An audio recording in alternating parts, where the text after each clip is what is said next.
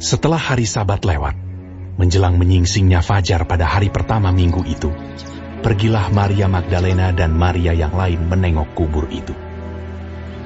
Maka terjadilah gempa bumi yang hebat, sebab seorang malaikat Tuhan turun dari langit dan datang ke batu itu, dan menggulingkannya, lalu duduk di atasnya.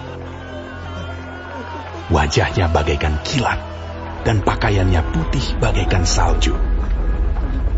Dan penjaga-penjaga itu gentar ketakutan, dan menjadi seperti orang-orang mati.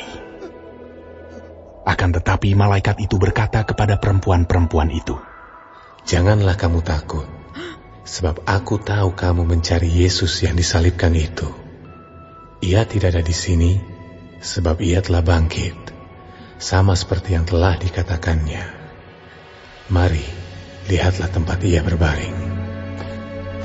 Dan segeralah pergi dan katakanlah kepada murid-muridnya bahwa ia telah bangkit dari antara orang mati. Ia mendahului kamu ke Galilea. Di sana kamu akan melihat dia. Sesungguhnya aku telah mengatakannya kepadamu." Mereka segera pergi dari kubur itu dengan takut dan dengan sukacita yang besar, dan berlari cepat-cepat untuk memberitahukannya kepada murid-murid Yesus. Tiba-tiba Yesus berjumpa dengan mereka dan berkata, "Salam bagimu." Mereka mendekatinya dan memeluk kakinya serta menyembahnya. Maka kata Yesus kepada mereka, "Jangan takut. Pergi dan katakanlah kepada saudara-saudaraku, supaya mereka pergi ke Galilea. Dan di sanalah mereka akan melihat aku."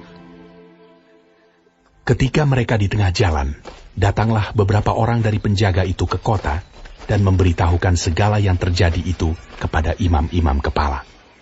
Dan sesudah berunding dengan tua-tua, mereka mengambil keputusan, lalu memberikan sejumlah besar uang kepada serdadu-serdadu itu, dan berkata, "Kamu harus mengatakan bahwa murid-muridnya datang malam-malam dan mencurinya ketika kamu sedang tidur.